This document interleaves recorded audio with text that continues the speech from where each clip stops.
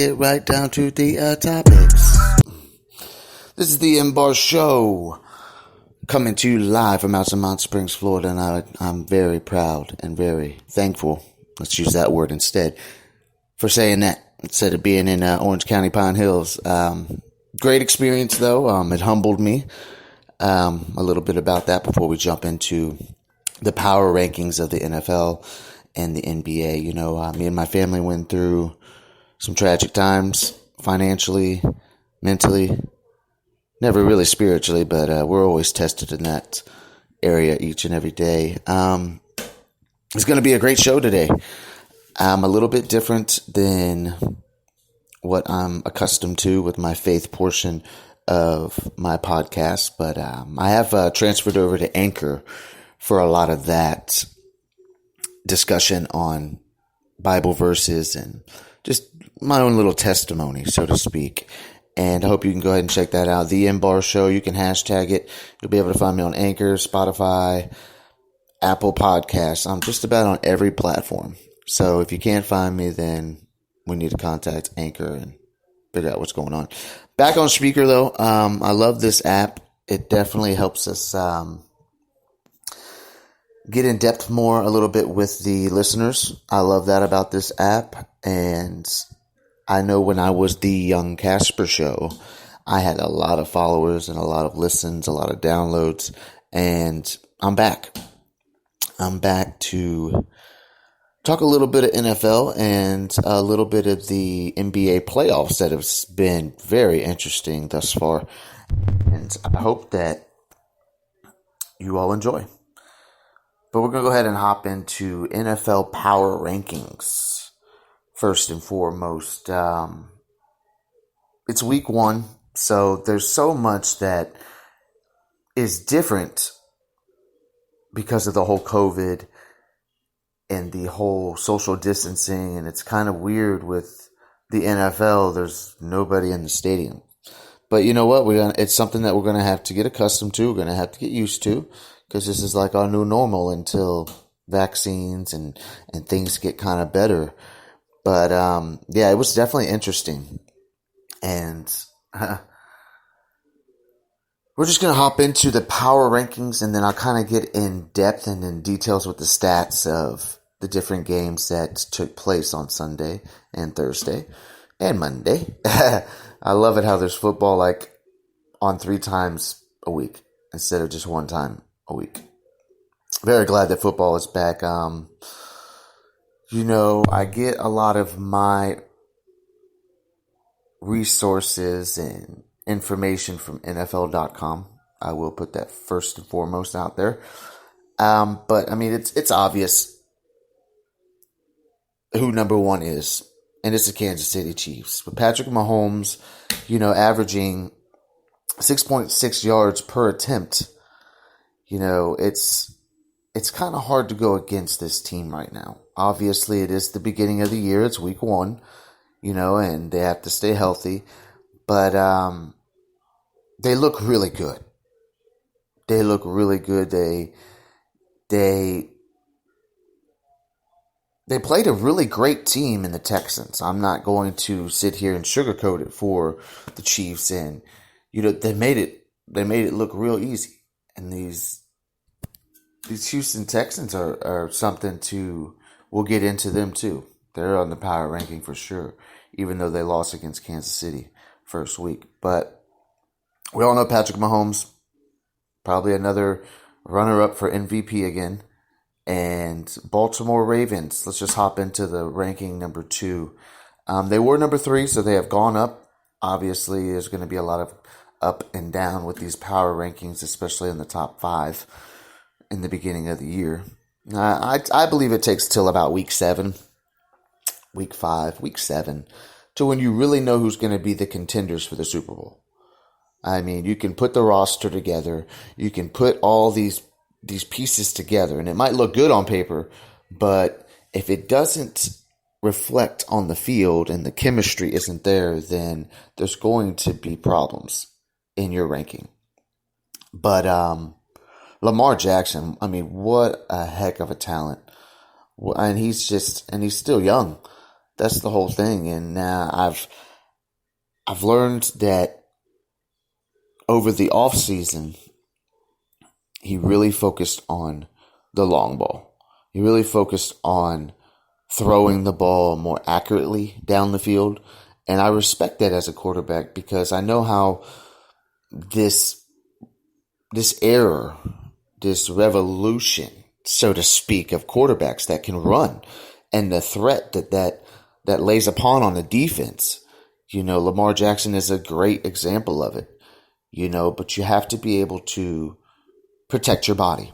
And sometimes you got to throw that ball away. Or sometimes you need to throw that ball down the field to the receiver that is open or slightly open. So, going into number 3, I'm going to cover the top 5 and we'll just leave it at that today. And then we'll go into like the stats in each game and how it all played out. Number 3, Green Bay Packers. Aaron Rodgers is not human. No, I mean, he's always been so consistent throughout his career, backing up the great Brett Favre. I guarantee you that definitely helped him become the quarterback that he is, and the Vikings just, I don't know, they just looked a little flat.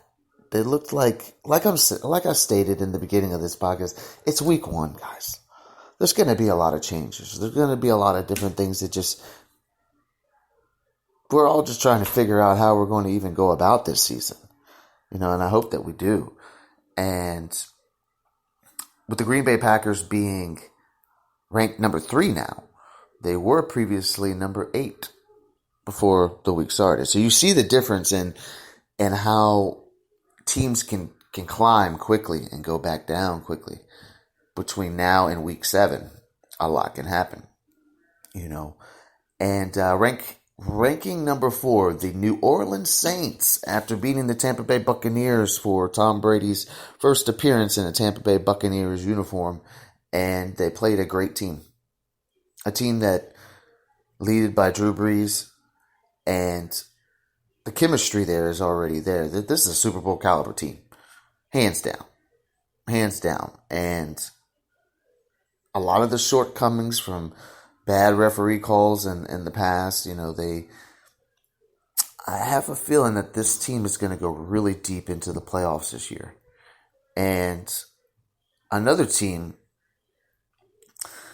that I'm going to jump right into, ranking number 5. And then we're going to get into some of these games that took place on. Actually, we're just going to go through all the games. Steven Guzgowski. I know I didn't pronounce his name right. I can never pronounce that guy's name right. But, that's my own flaw. Went from number 5 all time of the most accurate kickers down to number 8 in this single game.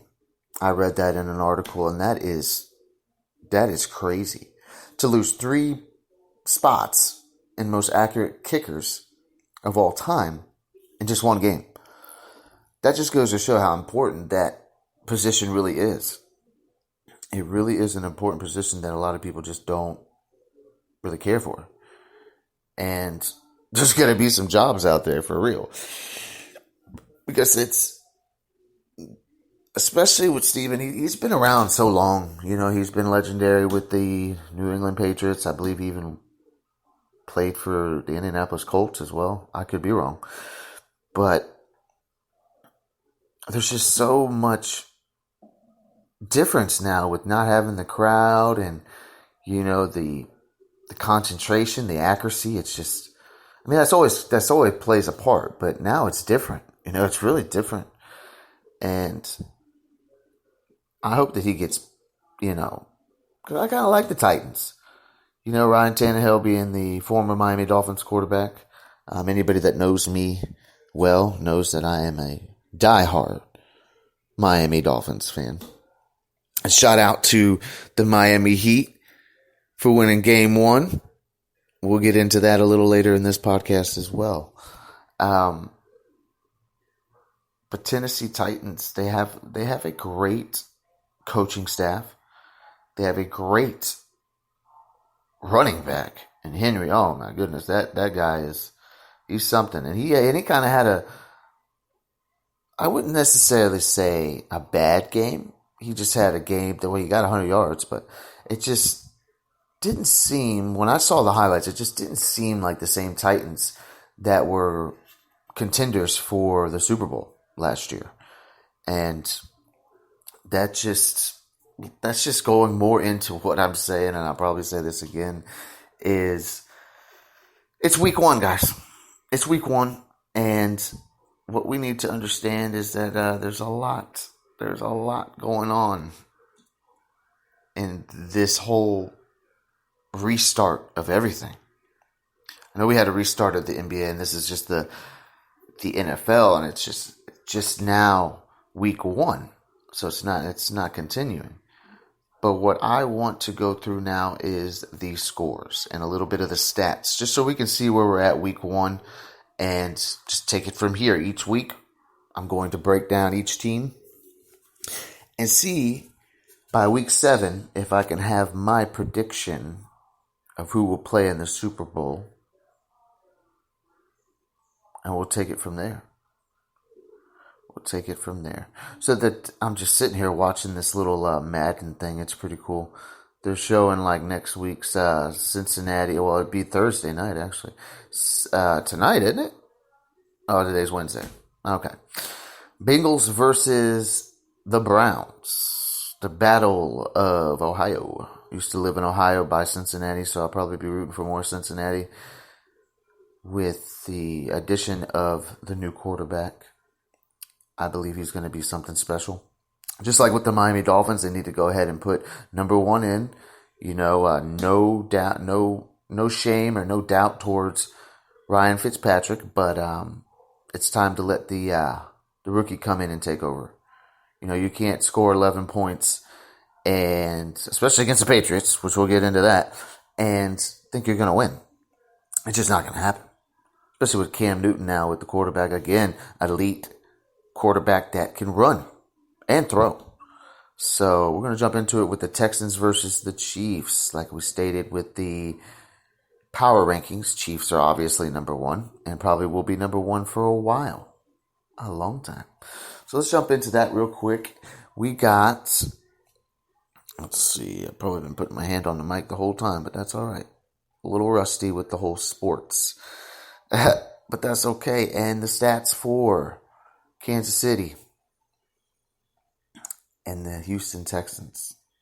It's taking me through a whole bunch of different things, but that's okay. What we're going to do is just go through the summary.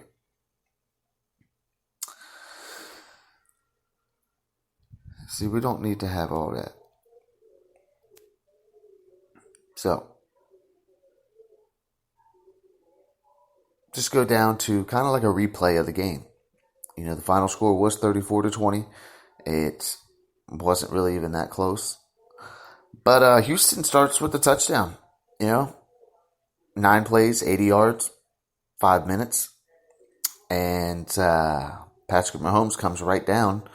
And around the same amount of time, 2 more plays, 75 yards, touchdown. And that's how it stayed in the first quarter. It was 7-7. And second quarter, Patrick Mahomes short right to Samuel Watkins for a 2-yard touchdown. So that's an 86-yard drive out of 16 plays, taking 9. See, this is what they're really great at. They're really great at taking the total time into consideration. They took 9 minutes off of that drive. 9 minutes from that drive. To do 14-17, and still in the second, 17-7 after a field goal. And it just keeps getting even worse